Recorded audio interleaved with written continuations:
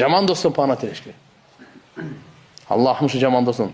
Эгерде сизгечи, сиз жакшы жүрөсүз, таква жүрөсүз, анча-мынча адамдар мурда досмун деп жүргөндөрчү жүзү үйрүп кетсе, кыжалат болбоң.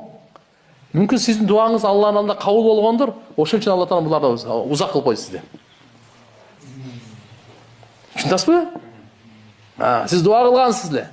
Я Алла, ошон үчүн кыжалат болбоң. Сизге бир көңүл бурбай койсо, сизди карабай койсо, өзгөчө башыңызга бир абал келгенде кыжалат болбоң буга.